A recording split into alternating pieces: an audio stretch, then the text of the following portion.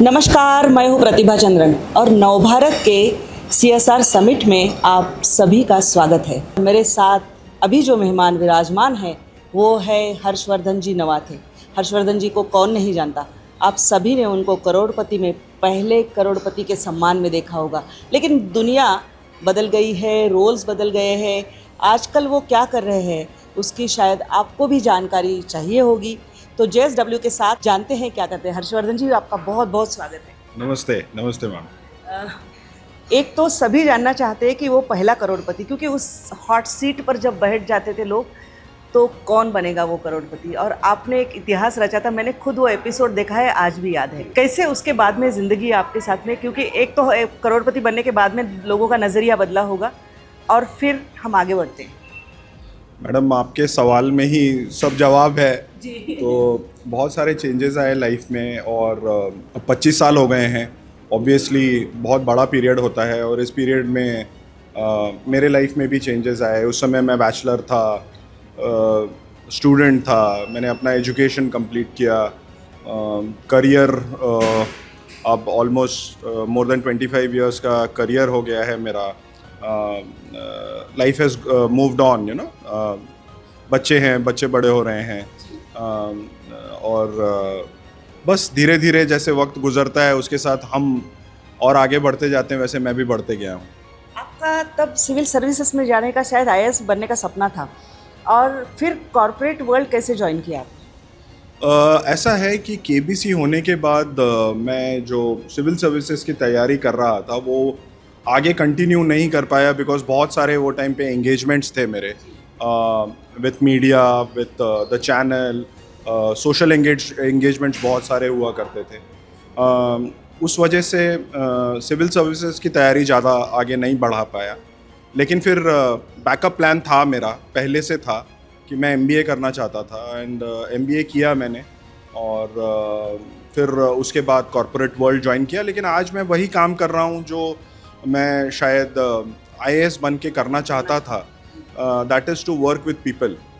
तो एक civil servant बन के आप लोगों के साथ, लोगों के लिए काम करना चाहते हैं, तो उसी तरह से मैं भी आज एंगेज्ड हूँ, कॉर्पोरेट में काम करते हुए लोगों के साथ काम कर रहा हूँ। तो it's a extension of what I wanted to do. सपने थे वो इस तरह से पूरे हो रहे हैं। जी जी।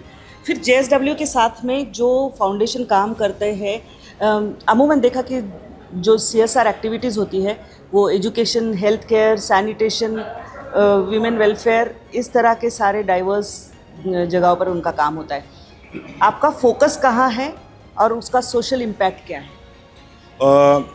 देखिए, जिस तरह से आपने डिस्क्राइब किया, सोशल एंगेजमेंट्स जो होती हैं जहाँ पे हम लोगों के साथ काम करते हैं, तो मूलभूत जो नीड्स हैं लोगों की वो यही हैं जो आपने अभी बताया। एजुकेशन हो गया, वाटर हो गया, एनवायरनमेंट हो गया, हेल्थ केयर हो गया।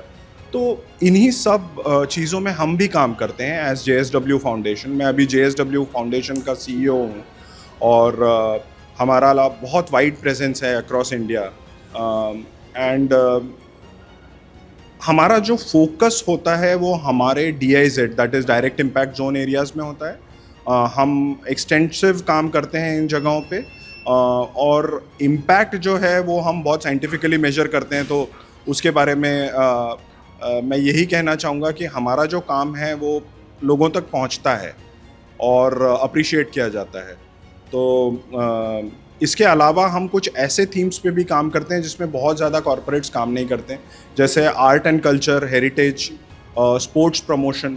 तो ये हमारे लिए बहुत इम्पॉर्टेंट थीम्स हैं। और जब ये काम अमूमन होता है कि सोसाइटी के इम्पैक्ट, समाज पर उसका क्या प्रभाव पड़े, जब इस तरह का उसको सम्मानित किया जाता है तब क्या भावना होती है? देखिए, ये काम वैसे तो हम सम्मान के लिए करते नहीं हैं, हम इसलिए करते हैं क्योंकि हमें वो दिखाई देता है कि ये लोगों की नीड है, ये ज़रूरत है।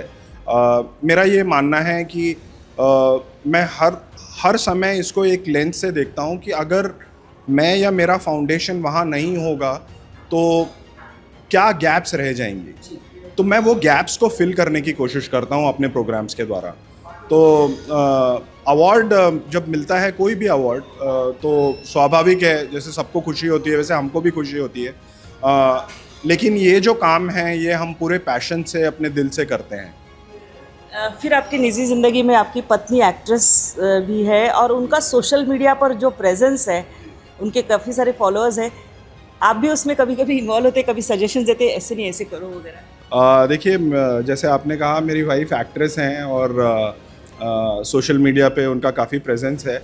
मेरा जरा भी प्रेजेंस नहीं है सोशल मीडिया पे, तो ये उनका काम है, ये वो बहुत अच्छी तरह से जानती हैं, तो मैं वहाँ जाता नहीं हूँ सजेशन देने के लिए। हाँ, कभी कभी कुछ पोस्ट करती हैं, अगर मेरा पिक्चर वगैरह हो तो मैं कोऑपरेट कर लेता हूँ, बैठ जाता हूँ उनके साथ, अगर बोलती हैं ये फ़ोटो चाहिए, इस तरह से कुछ चाहिए। बट मेरा बहुत ज़्यादा एक्टिव इन्वॉल्वमेंट नहीं रहता है। Ideas are hers, thoughts are hers, तो आई लेट हर बी। 25 साल का जो एक सफ़र वहाँ से शुरू करते करोड़पति से, अब पीछे मुड़ के देखते हैं तो अपनी ज़िंदगी अगर 2 लफ्ज़ों में बयां करने हैं, कैसे कहोगे? 2 लफ्ज़ों में आप लिबर्टी ले सकते हैं। हाँ, I think keep moving and keep going. I think that is the motto of life. Everyone should have. स्थिरता नहीं आनी चाहिए ज़िंदगी में कभी भी। आप स्थिर हो गए, जैसे स्वामी विवेकानंद ने कहा है कि कांस्टेंट चेंज इज़ नेसेसरी। तो अगर आपके ज़िंदगी में आप कॉन्स्टेंटली कुछ ना कुछ करते नहीं रहेंगे, नया नहीं करेंगे, चेंज नहीं करेंगे, तो फिर शायद कुछ रहा नहीं है उसमें। तो कीप मूविंग, कीप गोइंग। फिर से एक बार आपको तहे दिल से हम अभिनंदन करते हैं कि आप हमारे यहाँ समारोह में आए और आपको सम्मानित करने में हमें भी बहुत अच्छा लग रहा है। बहुत बहुत धन्यवाद। Thank you.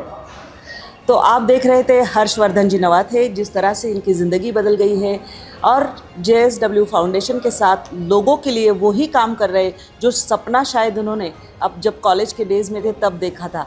ऐसे शख्सियतों से हम आपको मिलाते रहेंगे ये विशेष प्रोग्राम के ज़रिए। आप बस आपके जो कमेंट्स हैं वो कमेंट बॉक्स में ज़रूर डालिएगा और चैनल को सब्सक्राइब करना ना भूलें। नमस्कार।